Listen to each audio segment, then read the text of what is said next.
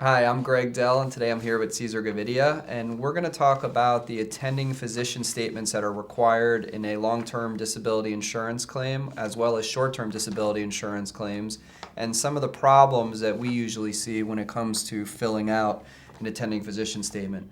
And the first question I want to ask you, Cesar, that we get a lot is, what is this attending physician statement, and why is it required by the disability insurance companies? Sure. It's basically a customary form that the insurance company sends out to the claimant or the claimant's physician, and it requires that the claimant's treating physician, complete the form.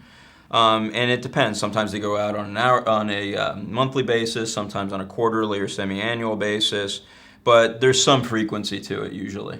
It's how they update their medical status for you. Okay, and who do you usually recommend completes this attending physician statement on behalf of a claimant? Well, obviously the best person to complete it's the doctor, the physician themselves. But physicians often get busy. They don't have a lot of time on their hands, so sometimes they'll delegate it out to like their medical assistant or their nurse practitioner that's in the office. And really, in my view, the best person to do it is going to be the doctor. And hopefully they don't do that. They don't delegate it out, because then the doctor doesn't have that direct contact with your disability claim that you really need. Right, I think if that ever happens where it's not the doctor, that could be a catastrophic error in the claim, because there's no way that a nurse assistant or a secretary or whatever it may be in the office should be filling out that attending physician statement, even Right. though the doctor has to sign it in order for it to be qualified. But I've been noticing there's a lot more detail coming down, and what used to be maybe a one-page attending physician statement is now turning into a 2, 3, or 4-page attending physician statement that I'm seeing from a lot of the disability carriers. And I think there's a lot of traps here for claimants, because the doctors are just filling these out in a matter of minutes. They don't want to be bothered by them. Most of them Right. don't want to fill them out, but when they do, they're trying to fly through them. And I'm seeing the disability insurance companies know this, and they're making the forms longer and more generic, and it's resulting in a lot of denials. Why so, when you're looking at these attending physician statements, do you think that these forms are being designed in such a way to create more denials? Yeah. Well, if you ask me, almost everything the disability insurers do, they do with some sort of intention or purpose. And Well, usually, that's because you're very neutral.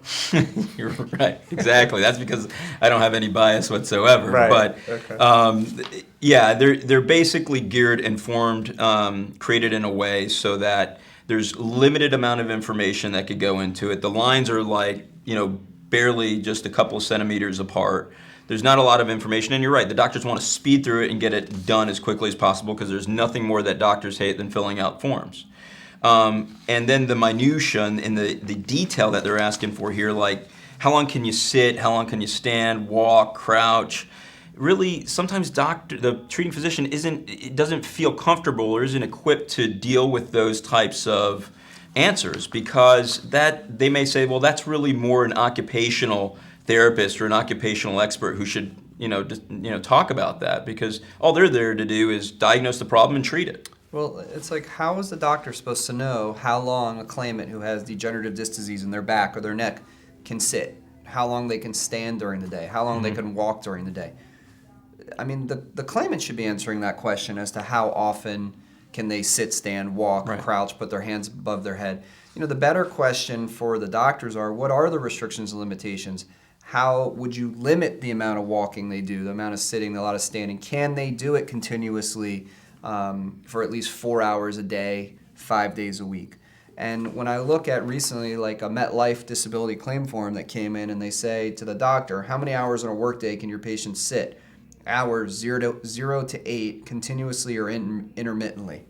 I mean, if the doctor, we know, puts anything more than a 4 down on any of these things, they're going to say, oh, you can do a sedentary job because your doctor said you can sit for 4 hours a day. Well, not only that, but what happens is then sometimes they say the claimant shouldn't do shouldn't lift more than 10 pounds or something like that, or they say the claimant shouldn't walk for more than 20 minutes.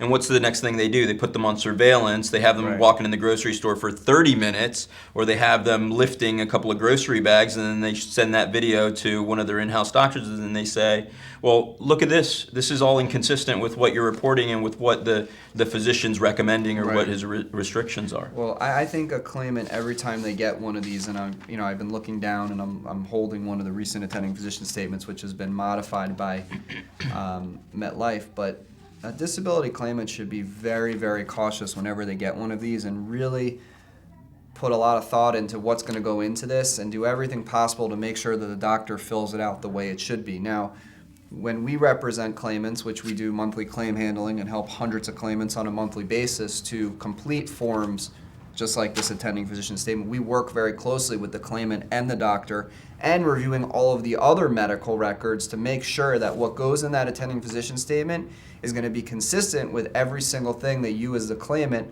are telling the doctor and telling the disability insurance company. So if you take anything away from this video and what Cesar and I have been discussing, that the attending physician statement is going to throw flags off with the disability carrier, and it's going to be one time that your claim could legitimately be denied because the doctor doesn't do what needs to be done. So if you're in this situation and you think you may need assistance with your claim, feel free to give us a call. We always offer a free consultation. We will review your policy, review your claim status, and let you know right away how we would be able to assist you.